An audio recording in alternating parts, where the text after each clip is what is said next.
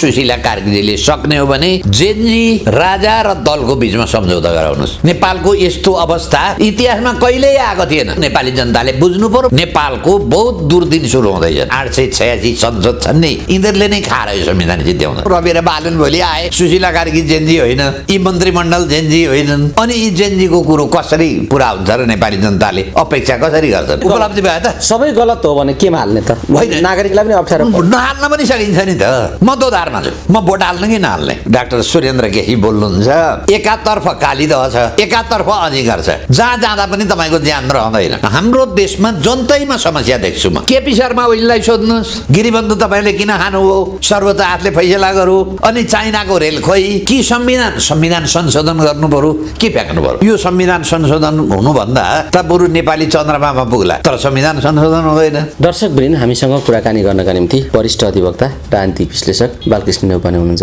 स्वागत छ यहाँलाई। नमस्कार, धन्यवाद। अहिले जुन खालको परिस्थिति पैदा भएको छ, यो परिस्थितिलाई निकास दिन र सही समाधानका लागि चाहिँ निर्वाचन होइन संसद पुनर्स्थापना भन्ने खालको कुरा पनि मानिसहरू गरिरहेकै छन्। अहिले पनि निर्वाचन तोकिएकै मितिमा हुन्छ भन्नेहरूको चहल पहल पनि छ, निर्वाचन हुँदैन भन्नेहरूको चहल पहल पनि छ। यो बडो अन्यलको स्थिति छ र निर्वाचनको परिस्थितिमा त्यत्रो जनउत्साह निर्वाचनप्रति देखिरहेको स्थिति छैन। अब यसैभित्र सुशीला कार्की नै कसरी फेस सेभिङ गरेर यहाँबाट बाहिरिने भन्ने कुराको बाटो जुक्ति खोजिराख्नु भएको छ। चुनाव गराउने होइन, यो छोडेर निस्किने जुक्ति खोजिराख्नु भएको छ भन्ने तहको सम्मको चर्चा पनि मानिसहरू गरिरहेका छन्। भनेपछि त एउटा ठुलो अनिश्चयमा फस्यो होइन? मलाई केस कस्तो छ भने यो जुन सुशीला कार्कीजीको तपाईँ कुरो गर्नुभयो, जसले उहाँलाई यहाँ पुर्यायो नि, त्यो शक्तिले के उद्देश्यका लागि पुर्यायो?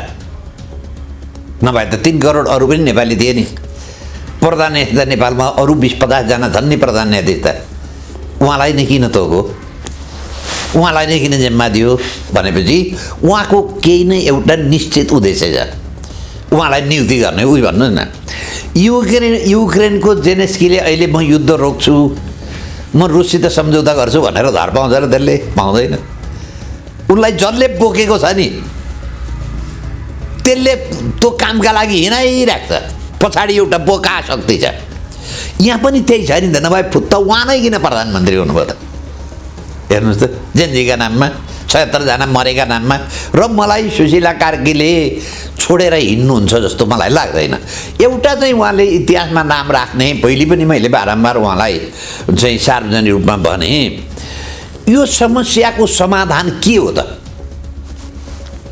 यही संविधान, यिनै पार्टी, यिनै नेताले भयो भने त सिङ्गापुर भइसक्थ्यो नि त। घर घरमा ग्यास आइसक्थे, सब धनी हुन्थे, प्रचण्डको त बनाइन्छ त एसियाको माथि पुर्याइदिन्छु भन्थे। अहिले एसियाको तल किन पुग्यो? नेपालको सबभन्दा गरिब 10 देशमध्ये एउटा देश नेपाल। के छैन नेपालमा? किन हाम्रो चाहिँ खाद्यान्न उत्पादन हुँदैन र 6 महिनामा 10 अरबको खाद्यान्न र चामल ल्याउनुपर्छ? हामी कोदो सहित हामीहरूले ल्याउनुपर्छ। हामी गुन्द्रुक पनि आयात गर्दा रहेछौँ। हामीहरूले चाहिँ तपाईँको फापर आयात गर्छौँ। किन? के हो कारण? स्थानीय पनि भयो, स्थानीय सरकार छ, जम्मैले गर्नु हुनुपर्ने त किन उत्पादन भएन?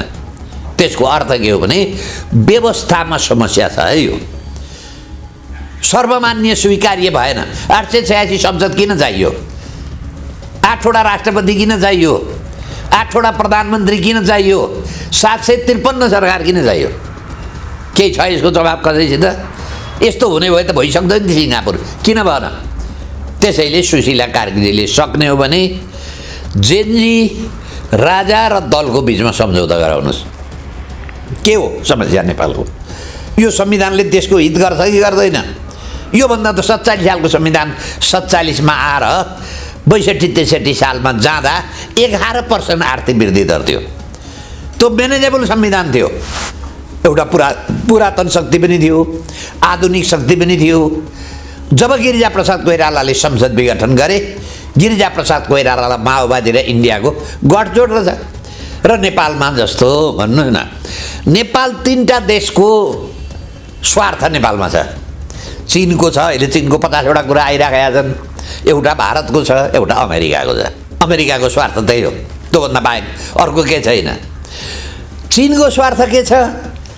नेपालबाट मेरो तिब्बत स्वतन्त्र हुने काम नरोकियोस् नहोस्, मेरो देशलाई चाहिँ त असर नगरोस् भन्ने चिनको स्वार्थ छ। भारतको स्वार्थ नेपालबाट मेरो चाहिँ टेरिस्ट लगायतका र चाहिँ तपाईँको यो तस्करीका कुरा नहुन् है। नेपाल अस्थिर भयो भने म अस्थिर हुन्छु भन्ने छ।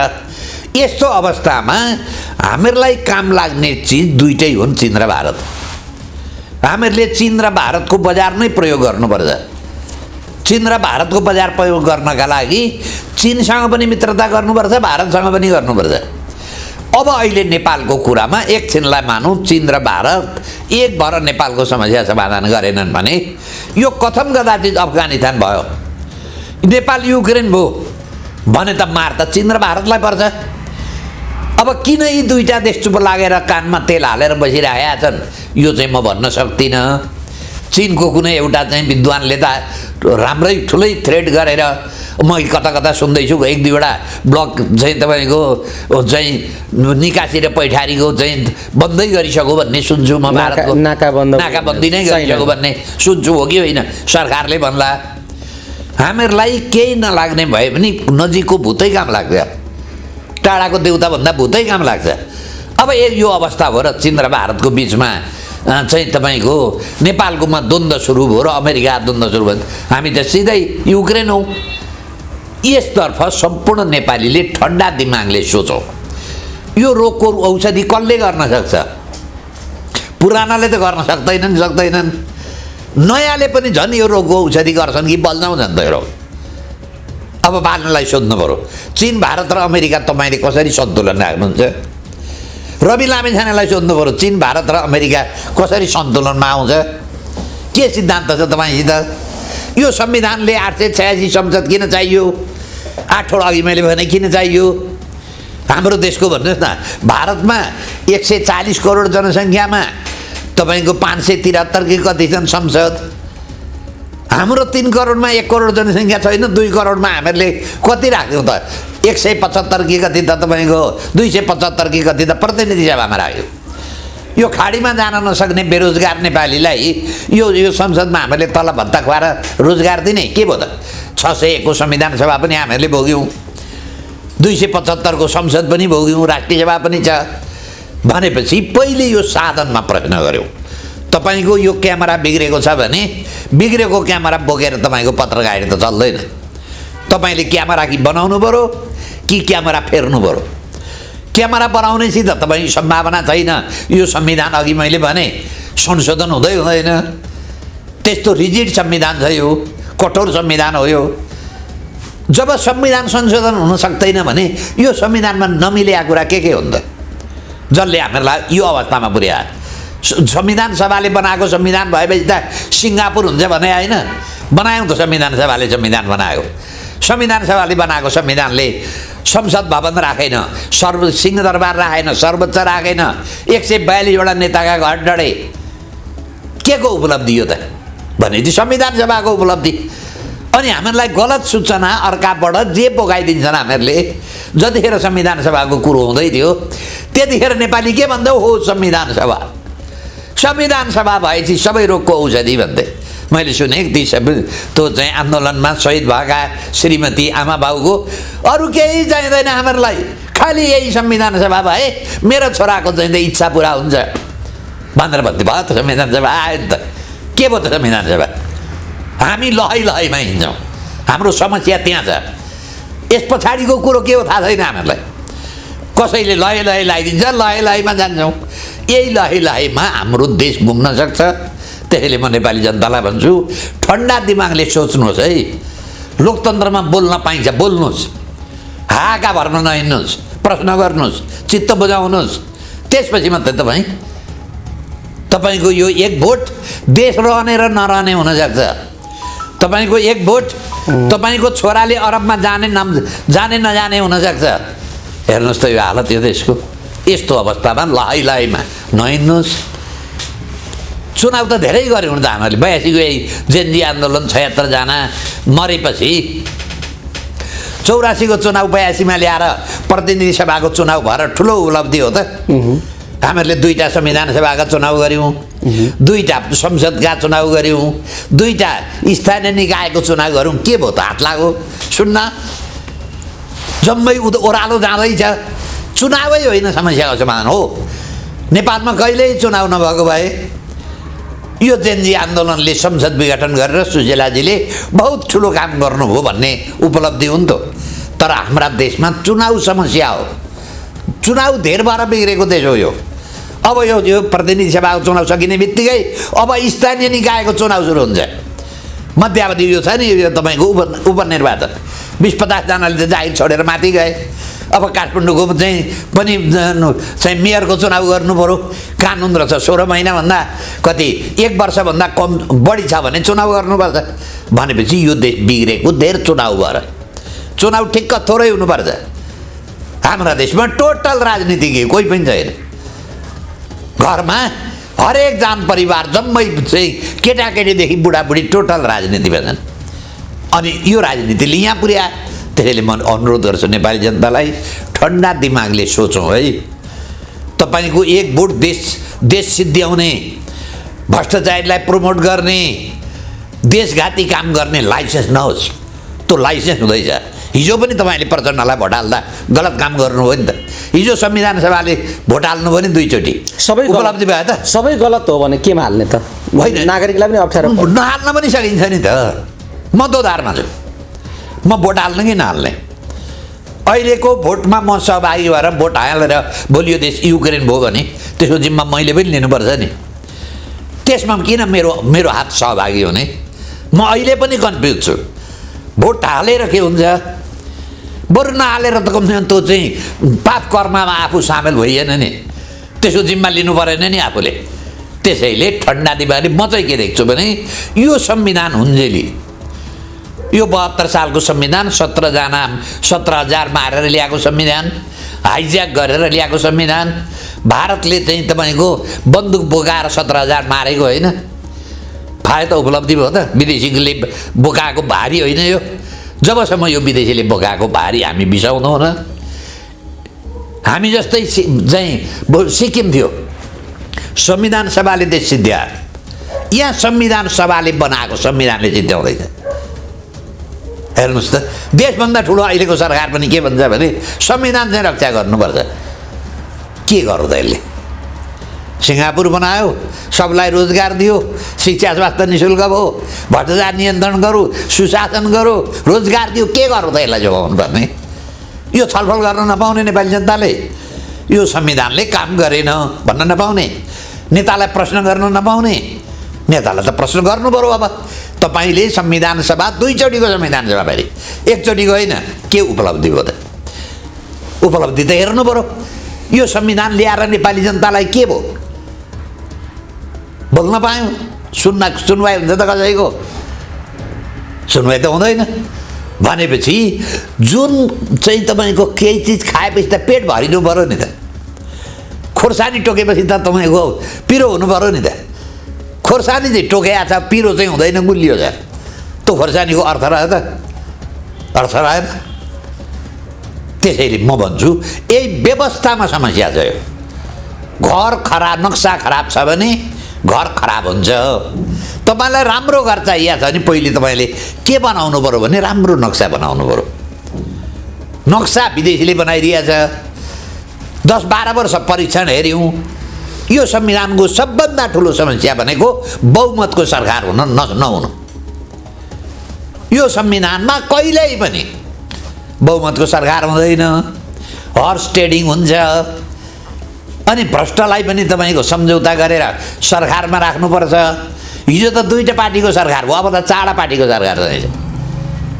अनि नयाँ आएर झन् फेरि हेरौँ यो चुनाव भइहाल्यो भने हेर्नु होला, प्रतिनिधि सभामा 3टा भन्दा कमको पार्टीको सरकार हुँदैन। तानातान हुन्छ। को राष्ट्रपति खाने, को उपराष्ट्रपति खाने, को अख्तियारको प्रमुख कसको भागमा पर्ने, त्यो पहिले भाग शान्ति हुन्छ। अनि यी मान्छेले के गर्नु त? के नयाँ आउँदा अथवा पुरा? म त देख्दिनँ। नयाँ आउनु पनि एउटै हुन्। यो संविधान र यो व्यवस्था मान्नेलाई पुरानो र नयाँमा म कुनै फरकै देख्दिनँ। दुईटै एउटै मोर्का, 2 पाटा हो।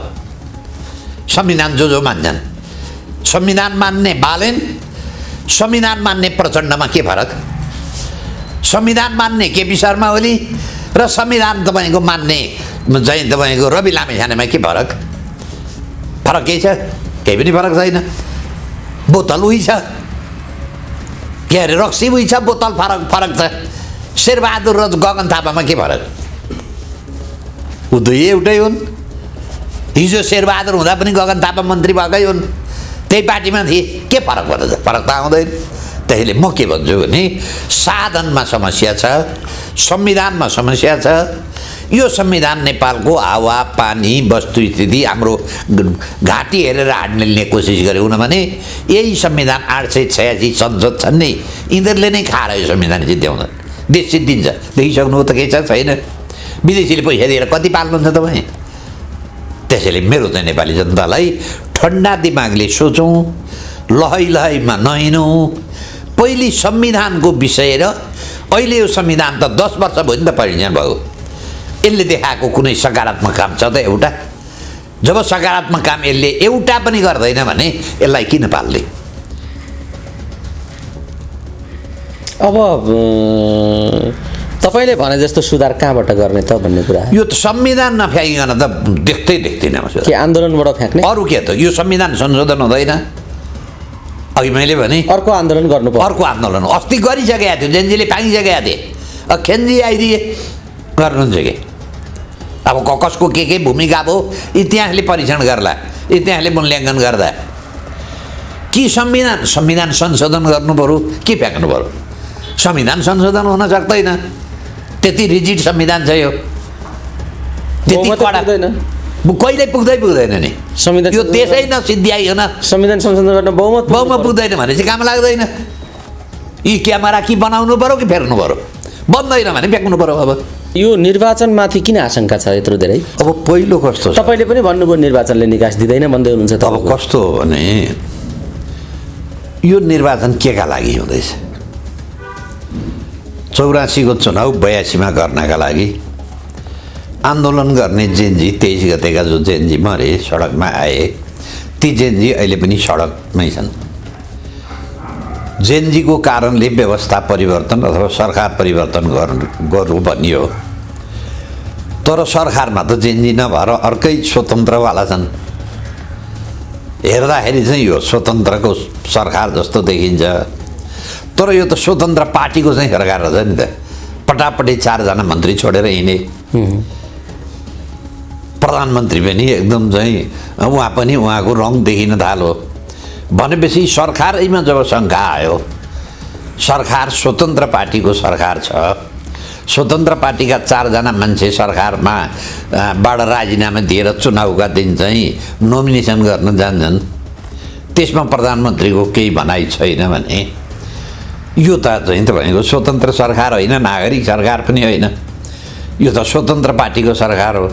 अब एउटा पार्टीको सरकारलाई राखेर सरकारको ट्याग लाग्यो। अब एउटा पार्टीको सरकारमा भएर अब चुनाव निष्पक्ष हुन्छ भनेर कसरी भन्ने? सुशीला कार्की अथवा अहिले जति मन्त्री छन् त्यो त देखिएर अथवा नदेखिएर अहिले बालन शाह स्वतन्त्र पार्टीका वरिष्ठ नेता, बालन शाहको कानुनी सल्लाहकार गृहमन्त्री छ र उनकै आदेश होला बालन शाहकी श्रीमतीलाई पनि महिला प्रहरी सेक्युरिटी दिएर जहाँ हिँड्ने पुरै सेक्युरिटी दिन्छ। बालन शाहलाई पनि राष्ट्रपतिभन्दा कमको सेक्युरिटी छैन अरे। अब यस्तो अवस्थामा अब एक पक्षमा ढलेको सरकारले गराएको निर्वाचनले कसरी निष्पक्ष हुन्छ र निष्पक्ष हुने नहुने त निर्वाचनको आफ्नो ठाउँमा होला, तर केका लागि निर्वाचन हुँदैछ? संविधान उही छ, संविधान परिवर्तन भएको छैन। अब उही संविधान भएको बेलामा भएको अवस्थामा अहिले जोसुकै सरकारमा जाओस्, केपी शर्मा ओली, प्रचण्ड, शेरबहादुर र माधव कुमार नेपाल भन्दा त फरक हुँदैन। रक्सी पुरानै, अनि बोतल चाहिँ जेनजी बोतल हालेको छ, सुशीला कार्की बोतल। अब रक्सी पुरानै छ भनेदेखि त त्यसको स्वाद के फरक पर्छ त? कि रक्सी नै नयाँ बनाउन सक्नु पऱ्यो? रक्सी नयाँ बनाउन सकेका छैन। त्यस्तो अवस्थामा मैले चाहिँ यो बिना कामको चुनाव गरिँदैछ, के प्रयोजनको चुनाव र के गर्छ यो चुनावले? संविधान संशोधन हुन सक्दैन। यो संविधान नमिलेको भन्ने हो भने यो चुनावबाट संविधान संशोधन हुँदैन। किन हुँदैन भन्दाखेरि संविधान संशोधन गर्न 3-4 प्रावधान पुरा गर्नुपर्छ। एउटा प्रावधान प्रतिनिधि सभाबाट 2/3 चाहिन्छ। दोस्रो प्रावधान राष्ट्रिय सभाबाट 2/3 पास हुनुपर्छ। राष्ट्रिय सभाको त यी अहिलेका मान्छे त जाँदैनन् होला। त्यसपछि 7वटा प्रदेशमा 4वटा प्रदेशबाट पास हुनुपर्छ। यो संविधान संशोधन हुनुभन्दा त बरु नेपाली चन्द्रमामा पुग्ला, तर संविधान संशोधन हुँदैन। अनि यो संविधान संशोधन नभएको अवस्थामा जोसुकै जाओस्, कृष्णजी जाउन् अथवा इन्द्र आउन् स्वर्गबाट, अथवा स्वर्गबाट अप्सरा नै आउन् मन्त्रीमण्डलमा अथवा प्रधानमन्त्रीमा, केही हुन्छ त? सुशीला कार्कीजीले सक्नुभयो त? उहाँले 5 दिनमा म भ्रष्टाचार रोकिदिन्छु। 24 गते बिहान संसद भवन अगाडि गएर झन्डा राखेर उहाँहरूले राजीनामा मात्रै दिएर पुग्दैन, कठघरामा उभ्याउनुपर्छ। खोइ कठघरामा उभ्याएको? हिजो बङ्गलादेश हेर्नुहोस्, हामी जस्तै आन्दोलन जेनजी आन्दोलन हो, त्यहाँ पनि त्यहाँका मान्छेलाई त फाँसीको सजाय भयो, यहाँ त केही पनि छैन। त्यसैले यो के का लागि गरिँदैछ यो निर्वाचन? यसले के परिणाम दिन्छ? 886 संसद घटाउँछौँ कसैले भन्छ भन्दैन, सङ्घीयता घटाउँछौँ कसैले भन्छ भन्दैन। अनि चुनावका नाराक उम्मेदवारको कुरो हेर्दा पनि देशको समस्या व्यापार घाटा छ, कोही बोल्दैन। भ्रष्टाचारमा तपाईँको चाहिँ देश चाहिँ तपाईँको दलदलमा फँसिसकेको छ, कसैले भन्दैन। खालि के हो भने नन इस्युमा चुनाव भइरहेको छ। अनि यी मान्छेबाट एउटा जत्था हो, यिनीहरूबाट चुनाव भएर आएर युक्रेन बनाइदिन सकिन्छ, तर देश र जनताको लागि त कसैको न कुनै पनि पार्टीको भन्नु न। अहिले निर्वाचन लागिसक्यो, कुनै पार्टीको घोषणापत्र छैन। घोषणापत्रमा कसैले चुनावै लडेको छैन। विदेशीको एजेन्डामा चुनाव लडेर के फाइदा छ? त्यसैले म चाहिँ यो चुनावले देशको समस्याको समाधान गर्दैन। कथम कदाचित चुनाव भइहाल्यो भने हर्स ट्रेडिङ हुन्छ, फेरि गठजोडको सरकार हुन्छ, अनि भोका आएपछि बोक्रो नछोडाइकन केरा खाइदिन्छन्, अनि फेरि यति ठुलो जनताको विद्रोह हुन्छ। अहिले त श्रीकृष्ण भन्ने जस्तै केही मान्छेलाई उहाँहरूले बोकिराख्नु भएको छ, राम जस्तै बोकिराख्नु भएको छ। यो संविधान, यो व्यवस्था, यो संरचना, यो कर्मचारी प्रशासन, यो अख्तियार यी संवैधानिक अङ्गमा के गर्न सक्छ एउटा मान्छेले? केही गर्न सक्दैन। त्यसपछि चाहिँ ठुलो विद्रोह सुरु हुन्छ। अहिलेको विद्रोह चाहिँ झुक्क्याएर ल्याएको जेनजी युवा विद्यार्थीलाई ल्याए, मारे, अनि भोलिपल्टबाट जम्मै चाहिँ अपराधिक जत्थाहरू सुरु भए। न जेनजी सरकारमा छ र सामान्यतया संसारको बुझ्ने नियम हेर्दा जसले व्यवस्था अथवा सरकार परिवर्तन गर्छ त्यसपछिको सरकार त्यसैको हुन्छ। सुशीला कार्की जेनजी होइन, यी मन्त्रीमण्डल जेनजी होइनन्। अनि यी जेनजीको कुरो कसरी पुरा हुन्छ र नेपाली जनताले अपेक्षा कसरी गर्छन्? त्यसैले म चाहिँ देख्छु यो नेपाललाई ऋणमा भारी बोकाउने, 1-1.5 महिना चाहिँ तपाईँको कामकाज छोडेर जम्मै चुनाव प्रचारमा लाग्ने, आयो चाहिँ हात लागि सुन्न। यसको अन्तर्वस्तु चाहिँ के छ भने यो देश सिद्ध्याउने खेल छ। त्यस्तै खालका मान्छे आइरहेका छन् बजारमा, जनता पनि त्यस्तैको पछाडि छन्। त्यो पनि उनीहरूको बाध्यता हो। एमाले गरेन, काङ्ग्रेसले गरेन, माओवादीले गरेन, यिनीहरूले चढेको जम्मै चाहिँ तपाईँको गलत र भ्रष्टाचारको कुरामा यो अर्को आयो भने चाहिँ कारबाही हुन्छ कि भनेर होइन। यहाँ हाम्रो चाहिँ उयो हाम्रो डाक्टर सुरेन्द्र केसी बोल्नुहुन्छ, एकातर्फ कालीदह छ, एकातर्फ अधिकार छ। जहाँ जाँदा पनि तपाईँको ज्यान रहँदैन। यी पुरानावाला पनि काम नलाग्ने भइसके। अब योभन्दा राम्रो नयाँ आउँछ कि भनेर हो भने नयाँको पनि अनुहार त जम्मै अर्को कालीदह अर्को कालीदह छ। र नेपाली जनता अपराध नगरिकन पछाडि लाग्दैन। हाम्रो मानसिकता के छ भने राम्रो मान्छे अथवा राम्रो पार्टी छान्नका लागि मान्छेले मापदण्ड के बनाउँछ भने यो मान्छेले अपराध गर्यो कि गरेन। हाम्रो देशको जति राजनीतिक इतिहास हेर्नुहोस्, काङ्ग्रेस सशस्त्र आन्दोलन गरौँ, हाइज्याक गरौँ, अनि बल्ल काङ्ग्रेस प्रजातन्त्रवादी भयो। अनि काङ्ग्रेस प्रजातन्त्रवादी भएपछि एमाले के बुझ्यो भने त्यतिखेर मालेले ल सुतिया ठाउँमा टाउको काट, झापामा 20-30 जना मान्छेको चाहिँ टाउको काटेपछि अनि जब बल्ल नेपाली जनताले यो पार्टी चाहिँ काम लाग्ने रहेछ है, यसले चाहिँ टाउको काट्दो रहेछ भनेर घर भोट हाले। त्यसपछि माओवादी प्रचण्डले बुझ्यो अब नेपाली जनतालाई त्योभन्दा अगाडि पनि एकता केन्द्रका नाममा के का नाममा माओवादी बाबुराम मिलेर राजनीति गरेका थिए, तर जनताले पत्याएन। अनि जनताले नपत्याएपछि गयो के हो भने नेपाली जनतालाई त मार्नुपर्छ है। अनि मारेपछि मात्रै जनताले पत्याउँछ भनेपछि भारतमा गएर 17,000 मार्ने बन्दुक ल्यायो, मारो, अनि 2 दिइदिए नेपाली जनताले। हेर्नुहोस् है, पहिलो संविधान सभामा माओवादीलाई 2 दिइदिए। अब हुँदै हुँदै अहिलेका जुन नयाँ छन्, सिंहदरबार डढाए, त्यत्रा चाहिँ 76 जना जेनजी मरे, परिवर्तन केही पनि छैन, दमकलको चाबी लाएर बसे, कालो चस्मा बाहेक काम लिँदैन, जनतासँग सवाल छैन, जवाब छैन, न सार्वजनिक बोलेको छ। अब जम्मै त्यसको पछाडि लागेका छन्। त्यो ऐसी सिंहदरबार नडढाएको भए, सहकारी नठगेको भए तिनका पछाडि पनि जनता लाग्दैन थिए। त्यसैले म चाहिँ के देख्छु भने हाम्रो देशमा जनतैमा समस्या देख्छु म। राम्रो गाई, कुन गाई पाल्नुपर्छ नेपाली जनतालाई थाहा छ। कुन जातको गाई पाल्यो भने दुध बढी दिन्छ त्यो पनि थाहा छ। कुन जातको मकै रोप्यो भने ठुलो घोगा फल्छ त्यो पनि थाहा छ। कुन जातको धान रोप्यो भने बढी फल्छ त्यो पनि नेपाली जनतालाई थाहा छ।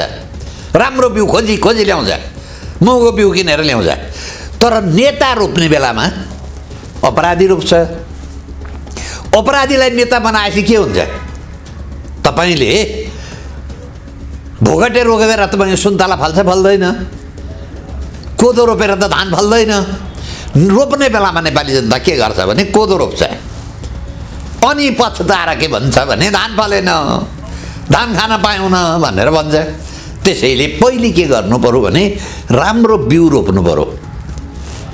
अहिलेसम्म नेपाली जनताले राम्रो राजनीतिमा राम्रो बिउ रोप्न जान्दै जानेन।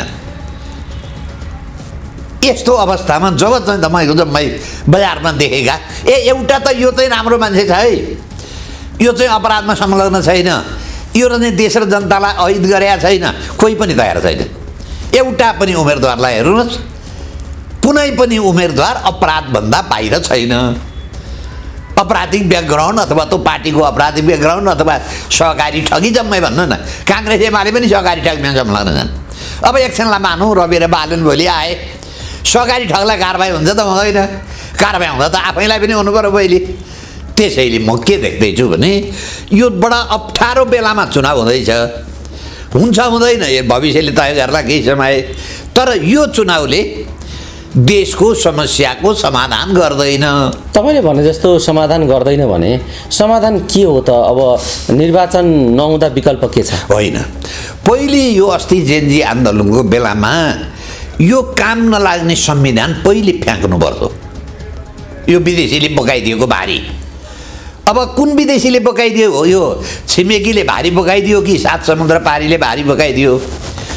हामीले त हेऱ्यौँ नि यो संविधान हुन्जेली प्रचण्डले इट्टा बनाउन कोसिस गरे, भाङ्गै निस्को। केपी शर्मा ओलीले इट्टा बनाए 4-4 चोटि, भाङ्गै निस्को। शेरबहादुर जो चाहिँ देउबा 5 चोटि इट्टा बनाउन गए, इट्टा भाङ्गै निस्किन्छ। माधव नेपाल गए, नेपालको सबभन्दा ठुलो बढी एसएलसीमा फर्स्ट डिभिजन ल्याउने, फर्स्ट भनेर बाबुरामलाई भोट इट्टा बनाउन दिएको।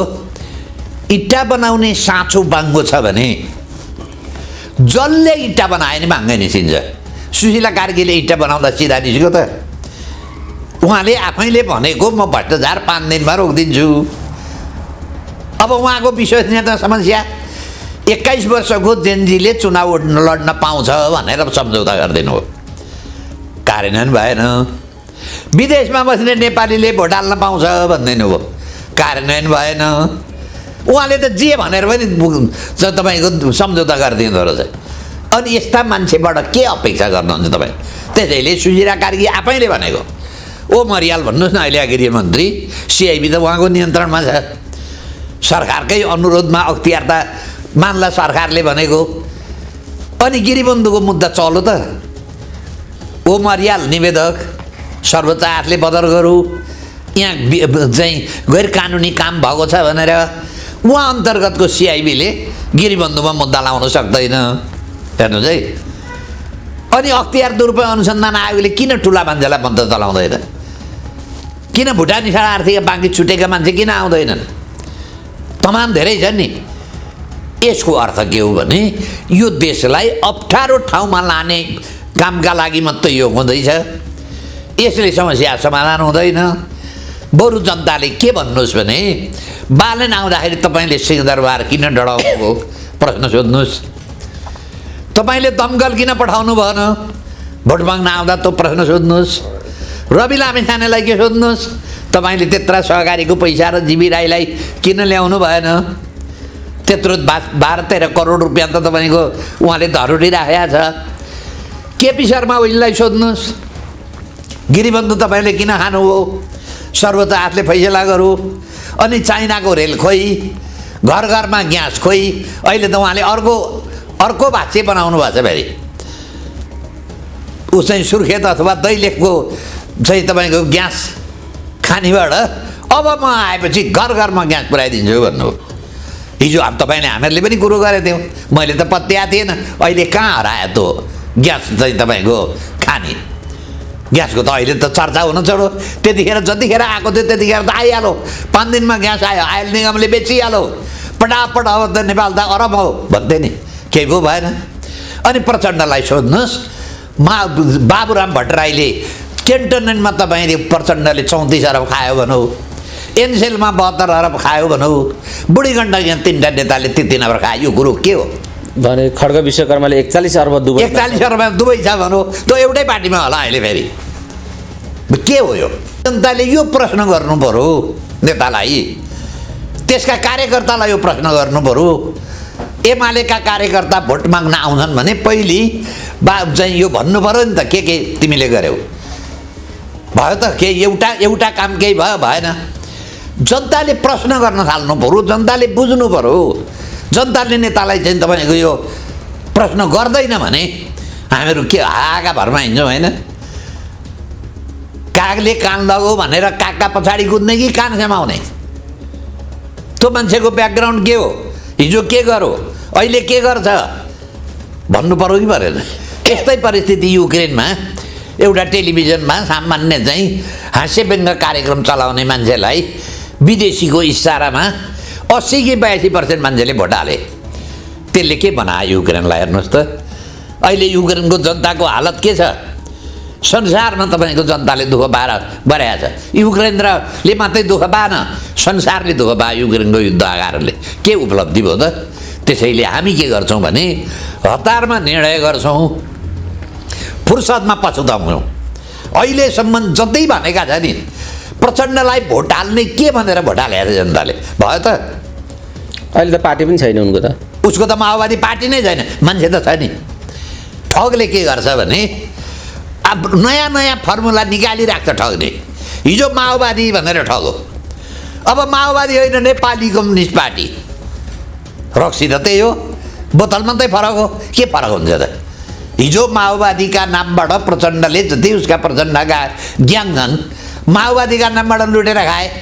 अब माओवादी बिगेन, अब नपुगेपछि एकदम तारातिर सरुवा भएर नेपाल कम्युनिस्ट पार्टी भनेर नयाँ ब्रान्ड लिएर आयो। प्रश्न गर्नु पर्यो कि परेन? हिजो माओवादी र एमाले मिल्दा यहाँ के भन्थे? कम्युनिस्टले 40 वर्ष खायो भन्थे, खायो त? के भयो त यो? त्यसैले हामी के गर्छौँ भने नेपाली जनता, नेपाली मतदाता, नेपाली बुद्धिजीवी, नेपाली सञ्चार माध्यम जम्मै हाका भरमा हिँड्छौँ। त्यसको गुदीमा पुग्दैनौँ, त्यसको जरामा पुग्दैनौँ।